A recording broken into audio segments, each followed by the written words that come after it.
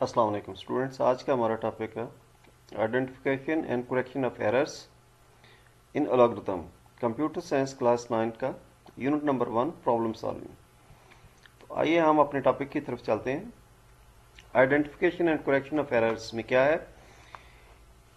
If an algorithm is failed during verification, then the important is to identify the root cause of failure and then correct it. Sometimes the error is logical. तो बाज़ का जो है error जो है वो logical होता है। It is mean the solution is working but not giving the required results. अगरचे जो सोल्यूशन है वो काम कर रहा है लेकिन आपकी रिक्वायरमेंट के मुताबिक जो है वो आपको रिजल्ट प्रोड्यूस नहीं कर रहा।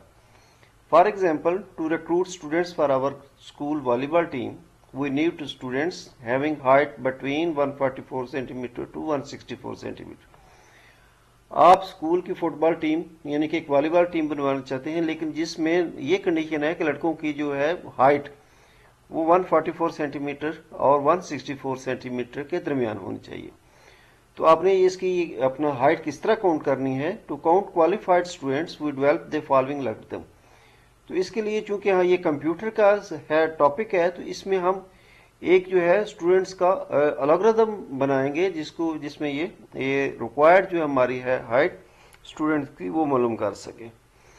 स्टेप 1 में है वो स्टार ले रहा है, और स्टेप 2 में क्या है? सेट काउंट एज टू 0, और स्टेप 3 में जो है सेट ऑल हाइट्स टू, वो कंडीशन लिख रहा है कि 150 यानी 4 से लेकर 143 तक वो सेंटीमीटर को काउंट कर रहा है। स्टेप 4 में है for each height in the listed all heights. तो ये कंडीशन रख रहे हैं। Steps: if height greater than 144 and height less than equal to 164, then set count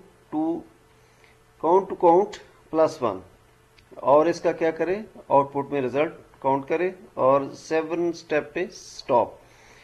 इसमें आप नोट करें तो उसमें क्या कंडीशन डाली है? यहाँ 144 टू 164 तक जो है वो स्टूडेंट जो है इस रेंज वाले वो हाइट वाले स्टूडेंट्स वो लेगा, लेकिन यहाँ वो गलती क्या कर रहा है?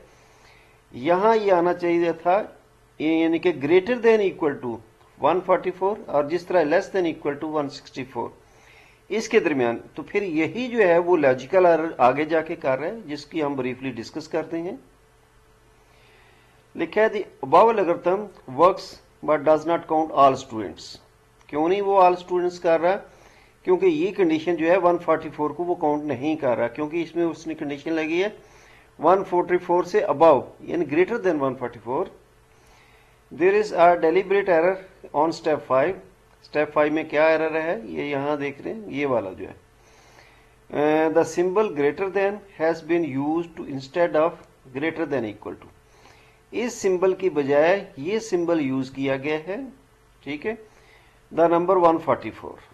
So the students having height 144 centimetre will not be counted. तो इस नंबर वाले हाइट वाले स्टूडेंट जो है उनको काउंट नहीं किया जाएगा। This is a logical error, जो कि एक लॉजिकल एरर है।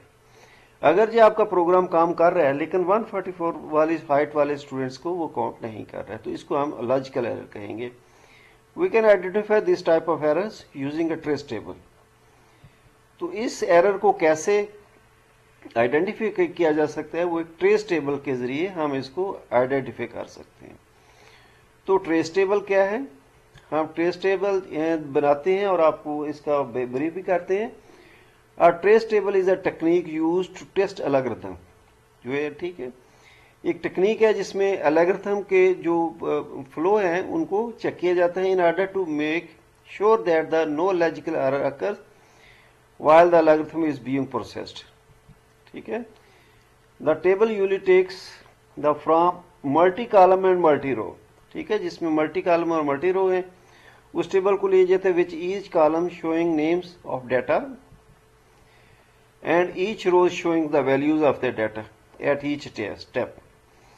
तो टेबल 1.3 जिस तरह ये हम इसका डिस्कस थोड़ा सा ऊपर इसको करते हैं, shows the trace table of the algorithm presented in section 1.6, जो हम पीछे जो है डिस्कस कर चुके हैं एक वो उस प्रोग्राम में।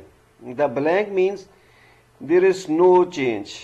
ये जो ब्लैंक है उसका ये मतलब है कि इसके दरमियान इसमें कोई चेंज नहीं है, ये देयर इज नो चेंज। और दिस मीन ये वाला जो है, ये वाला हम जिसको काउंट करते हैं, तो means that the value is not concerned. In the following table step 1 has no effect on data, step 2 is assigning the value 0। ये स्टेप जो है असाइन 0 वैल्यू कर रहे हैं। एंड इन स्टेप 3, और स्टेप 3 में तमाम वैल्यू जो है वो रिटर्न की गई है, जो तमाम वैल्यूज जो हैं वो लिखी गई हैं। List all the heights it is introduce in step 4। There is no change in both count and all heights but in the data 154 is stores in the height. ये स्टेप 4 में 154 जो डाटा है ये जो है वो काउंट किया गया है। And as it is compared in step 5 and the value is updated if the data is in given the range. Step 4 and 5 are repeated for each values as shown in the, जो step 4 और 5 जिसमें यानी कि जो value add की जाती हैं ये बार बार इस टेबल में रिपीट हो रहा है। अब ये देखें, ये यहाँ से ये 4 5 ये रिपीट हो रहा है, ये देखें ये 4 5, और एक एक की वैल्यू ऐड होती जा रही है और इस तरह ये वेरीफाई करता जा रहा है जो टेबल है, टेस्ट टेबल जो है, ठीक है। इस तरह जो है ये जो है सॉर्ट आउट कर जाता है। तो अब ये लास्ट पे है यूजिंग इनवैलिड टेस्ट डाटा। तो testing an algorithm using invalid test data ensures that the algorithm can gracefully handle unexpected data inputs. तो वो हम देखते हैं, if an algorithm requires your age in the number of days but you gave date of birth as an input, the algorithm may be not working properly। यानी कि जो आप data हम उसको गलत दे रहे हैं तो फिर वो एल्गोरिथम जो है वो कैसे प्रॉपरली वर्क करेगा, तो वो ये जो है वो एरर मैसेज जो है डिक्लेयर कर देगा। तो the purpose of testing using invalid data test is to detect this situation. Such this situation in this case error message are shown as output। तो वो हमें आउटपुट की सूरत में एरर मैसेज देगा क्योंकि हमने उसको जो इंफॉर्मेशन दी है वो गलत दी है, जो वो रिक्वायर्ड कर रहा है वो हमने नहीं दी। वो नंबर ऑफ डेज मांग रहा है, हम उसमें डेट ऑफ बर्थ ऐड कर रहे हैं। Moreover this kind of testing helps you to improve the quality of the solution.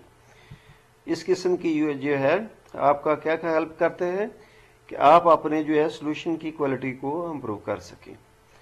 तो स्टूडेंट्स ये चैप्टर नंबर 1 का लास्ट सेशन था। इसको लाइक करें, शेयर करें और सब्सक्राइब करें। इंशाल्लाह मुलाकात होगी अगले चैप्टर में। ओके, अल्लाह हाफिज।